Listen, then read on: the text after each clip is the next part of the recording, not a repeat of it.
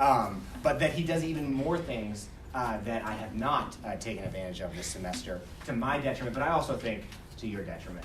And so I think we need, over the course of the semester, it doesn't have to be like every minute of every class, but a few more magic tricks. Sure. And a little more singing. Great. I love the singing. Yeah, exactly. I also have a big singing plan, but I'll tell you that later. It's this class. It's not actually for this class.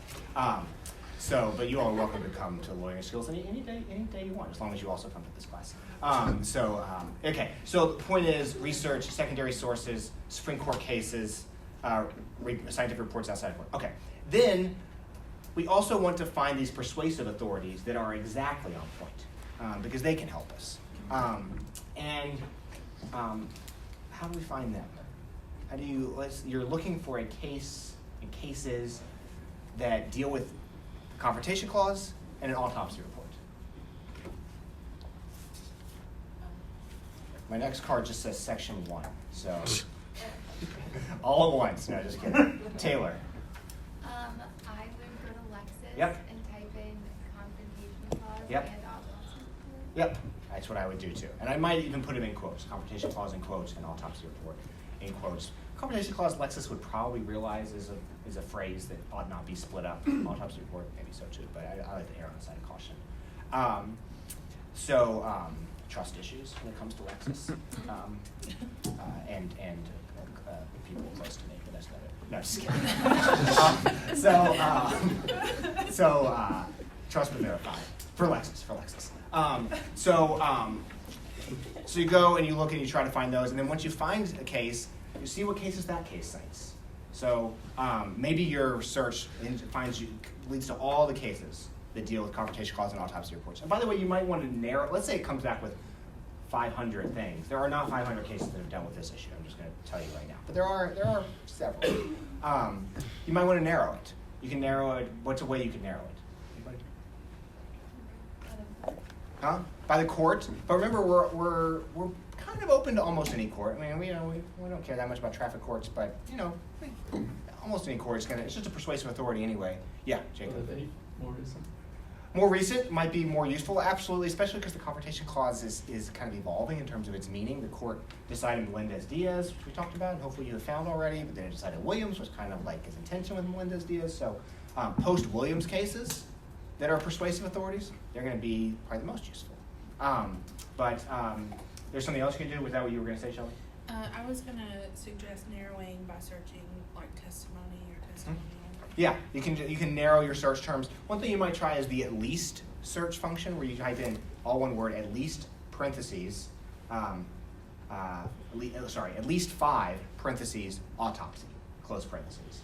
And so what that tells Lexis is I only want cases that mention an autopsy at least 5 times. That way you don't just have a case that just like mentions an autopsy.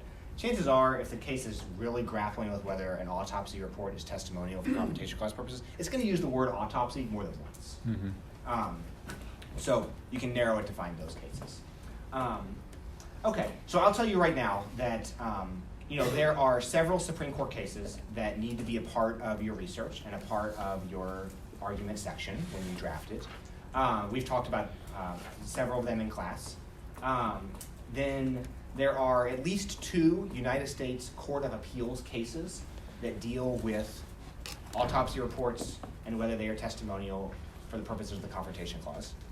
And there are several state appellate cases, either Supreme Court or intermediate appellate court cases, that also deal with that same question. And they go in different directions. Yeah? Sorry, what did you say after Supreme Court cases? There's 2 what? United States Court of Appeals cases. How many Supreme Court cases? Several, okay. But Williams and Melendez-Diaz are the 2 most important. And you'll find that Melendez-Diaz was decided, I think, in the ballpark of 2008 or 9. Shortly after that, there was a case called Bullcoming, Bullcoming. And as far as I can tell, it just basically said, we mean what we said in Melendez-Diaz. But then, 2 years later, they decide Williams v. Illinois, where, as far as I can tell, they say, we did not mean what we said in Melendez-Diaz. So, part of the glory of this project is learning something that I think is an extremely important lawyering skill, and it's impossible for me to teach it by just like standing up here and talking. And that is how to grapple with cases that are not perfectly simpatico with each other. And, you know, because if the law were crystal clear, then clients would not need lawyers nearly as much as they do. They would still need you to like maybe, you know, do some presentation in court, or you know, maybe write up a contract, or you know, file papers or something. But a lot of clients' needs come from the law being a little bit unclear, and there being a decent argument on both sides that each side is right. And then a good lawyer brings value by being able to navigate these authorities out there that are somewhat conflicting and make the case to the court. These authorities say what is best for my client. And the other attorney is going to say these authorities say what's best for their client, but they're not going to make the case as well as you are, and that's why you're going to win. And that's why the clients are going to keep coming back to you. So anyway, so that's what we're practicing, and it's hard. And you shouldn't get frustrated if you don't get it by our research meeting, or if you don't get it by the first draft of your argument. And you shouldn't get frustrated if you haven't perfected it by the end of the semester, because it's impossible to perfect. It's like a lifelong thing. Okay. There's a guy who met another guy and said, "What do you do?" And the other guy said, "I'm a student and a traveler." And the first guy said, "Aren't we all?" I love that story. So, yeah. Okay, so, Zach's not impressed. I think I wasn't paying enough attention. Was that the whole story? That's what they were all wondering too. Yes. I mean, I could spell it out, but that would be like Gorsuch style. Right. Did we talk about Gorsuch style last class? Yeah, we talked about the hashtag, But we didn't talk about how you like explain stuff? you went in a little bit, yes, In but you gotta say it parentheses, again. isn't that like Yeah, where but you there's an like actual example. I'll find it. When Zach's doing the magic trick, I'll find examples of Gorsuch style. I show the other class examples of it. It's amazing. I'll just tell you. Yeah. I'll do it. It's so good. It's so good. I just think loose use of the word story. Stories need like a beginning, a middle, and an end. Was that like a short tale? What was that? I think that was a sentence, is what that was.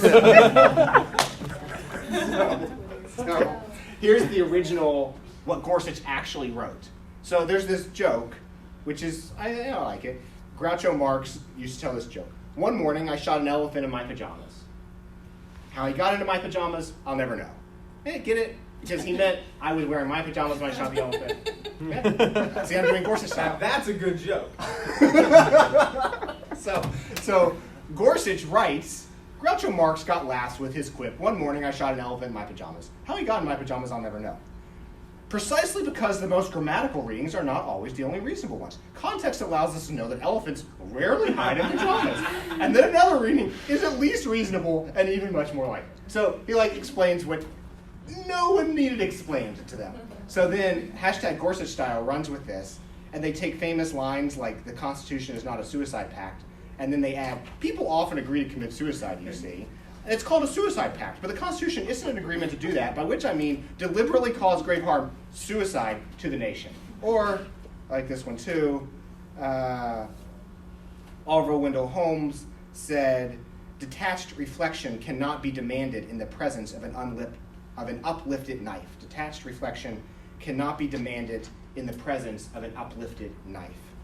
And then if Gorsuch were writing that, he would add, "When another person raises a knife in your presence, it is pretty much necessary to assume that that person is going to use it against you by sticking it in you, which would hurt a lot." So that's hashtag Gorsuch style. And I don't think that my story, and I'm sticking by my term story, needs a hashtag Gorsuch style explanation. You all can get the meaning of the story. Okay, so the point is keep learning, and it's life is a work in progress. Okay, here's some questions I might ask you in your research meeting. What have you found? That's basically not even a question. It's just start talking. But when you should think about how to prepare for that question, because you probably found a lot, and I don't want to know everything you found. I want you to use some judgment and some discretion in answering that question. We only have 10 minutes. And when you're in real life and you're talking with a supervisor, their time will be somewhat limited, always. And so, lead with the most important thing that you found, or start general and then get specific. Some of the same things that we work on in writing also apply to communication, verbal communication. So topic sentences and general to specific and leading with the strongest. All these things we talk about can be relevant. I clerked with a co-clerk who was a very, very smart attorney, but terrible at communicating, written and verbal, but especially verbal, because she just vomited words, and Justice Kennedy, he would just lose attention after 5 seconds, because she didn't start general and get specific. She didn't lead with the most important. She was just and maybe after 20 minutes she would get to her point. Well, he had tuned out way before that. Think strategically about how you perform in a meeting like this, because it will matter when you're practicing. It can matter. Okay, but maybe I won't ask a question just that general. Maybe later I'll ask some more specific questions, like what's the test for whether stuff is testimonial? Still a pretty broad question, but something that you should be able to answer, because that's kind of the name of the game for our brief. First, in rule explanation, you will explain the test, and then you will apply that test to our facts. Same thing we've been practicing all year. What's our best case? I used to get that question all the time. How are our facts similar to the facts of that best case? What's our worst case? How do we distinguish our facts from that case?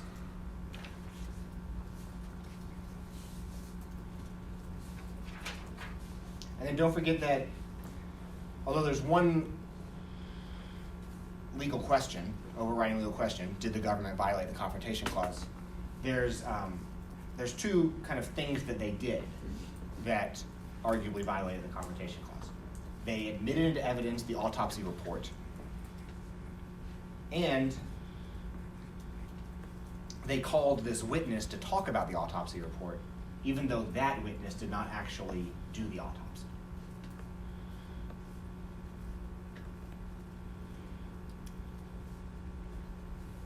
So when you're doing your research, you want to think, okay, this precedent seems helpful. Is it helpful on both of those topics? Is it more helpful on one than the other?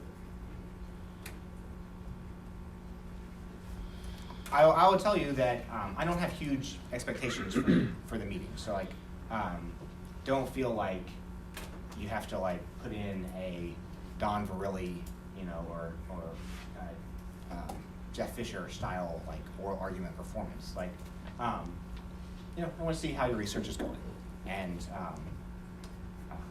you should have done some research, but I don't expect your research to. I expect your research to have been begun. I don't expect your research to be finished.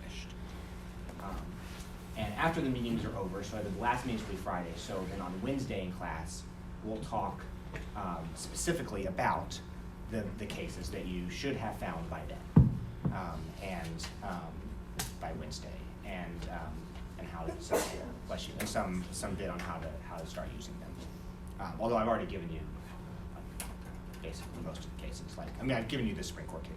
I've given you the most important Supreme Court cases, and I've told you how to find the lower court cases. Although you already knew that. Okay. Questions about research, about meetings, about anything related to the brief. At the end of class, we got a lot for the end of class. I already did the Gorsuch style, but we got the magic trick, and we'll pass up the statements, the issues at the end of class. Sorry. Yeah. Do you want us to cite the Sixth Amendment to reference the Confrontation Clause, every time? No, not every time you say Confrontation Clause.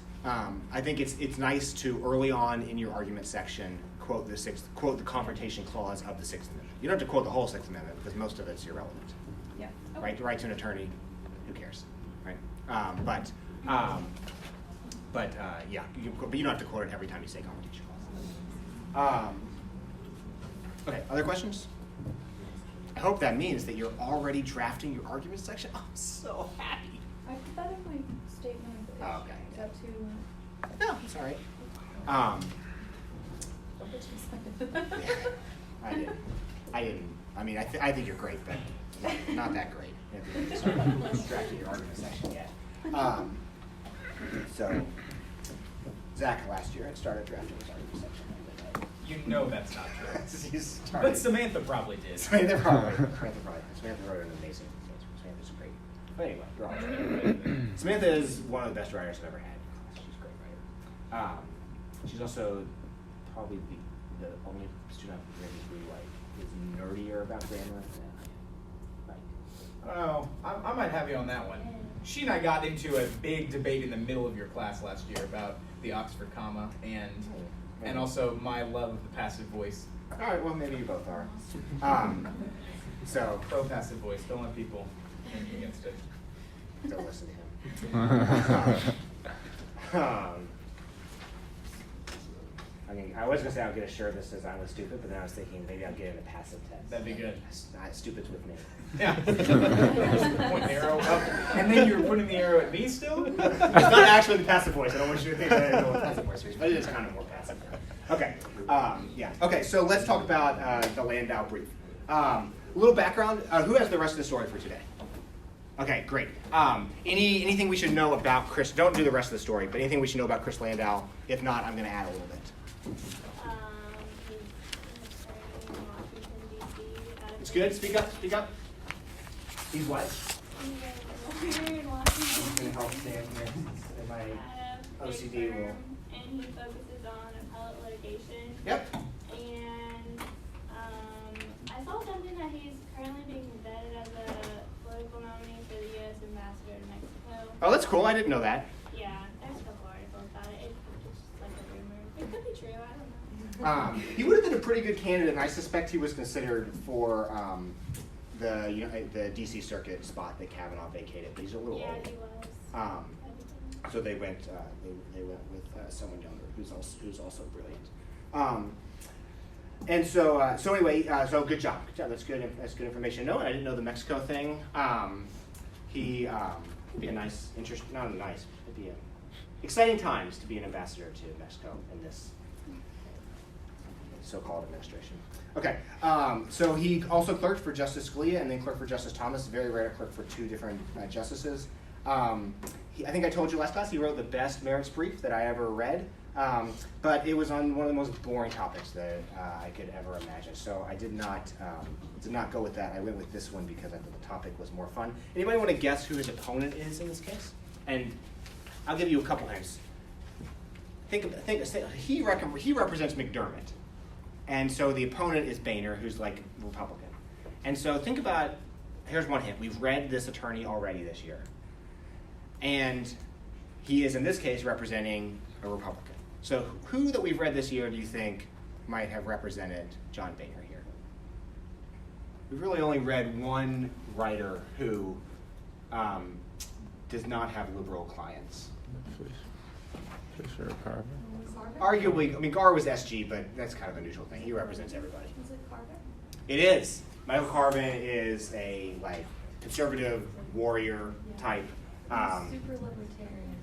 Very libertarian, he thinks there are lots of attorneys who work for tobacco companies, but I think that he actually believes that he's on the side of truth, justice, the American way, and Philip Morris. Anyway, I'm sure he loved this case, and I'm sure for representing Boehner. Morris just made a giant announcement. They're going to stop making cigarettes. What? That's amazing! Well, I mean, they're not stopping their smoking products. They're moving exclusively into e-cigarettes. So Juul? They're not even going to make cigarettes they sell in Europe. Is that the case? I don't know. I wonder. So Philip Morris has Philip a Morris parent USA company. is who made the announcement. Okay, so that is probably there's a this is more you want to know about tobacco companies, but there's a parent company called Altria. Altria. Yeah. They bought the Juul. And then I bet that They're making Altria money. is still Bought selling like 50 cigarettes. Probably so. That's still Philip something. Morris USA is No stopping Marlboro e-cigarettes. in America. Yes. That's amazing. Unless somebody else buys it out. But they're moving only to e-cigarettes. I also am guessing they're predicting legalization of marijuana and are getting ready to sell regulated marijuana. Interesting. That's really interesting. That's Wow. my guess. That is, Interesting. yeah. Yeah, that's wild. I mean, the Marlboro Man was an icon. Wow. Wait, so that's Which one? The one who died of lung cancer. The four of them that did? Okay, let's talk about the reading. Take 2 or 3 minutes, talk to the person next to you, but here's some things I want you to talk about in addition to just things you liked or disliked about the brief. The topic is an extremely complicated topic that he's writing about. And so think about, to the extent that there was, to the extent that it was hard to follow, think about how much of that was Landau's fault, may have been Sumner's fault, and how much of that was just the inevitable because of how complex the area of the law is. Think about what his theme was, his strategy, yeah, we'll stop there. Okay, talk to the person next to you. What'd you think, man?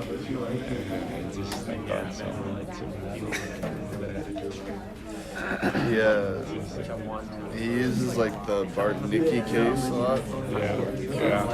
I did like He pretty much nonstop is either distinguishing or not distinguishing. He's using it.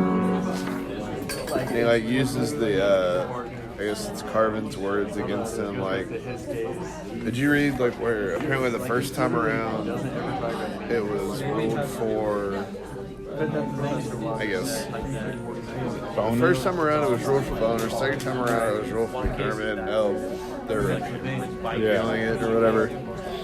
And so the first time around, Bonner said Bartnicki is indistinguishable from this case. And so in this brief, he's saying Bartnicki is indistinguishable from this case. Because now it like helps him. And so it, like, I don't know. that's really good. He's using the other attorney's words so that you can't be like, well, I was lying or something. Yeah. So like the entire case he's relating, or the entire brief he's relating this case to the other case. And he's talking about how the district court, like, why the district court was wrong. It's just loud. Well, with the music too, they're speaking over the music. It's like the music's louder than it usually is.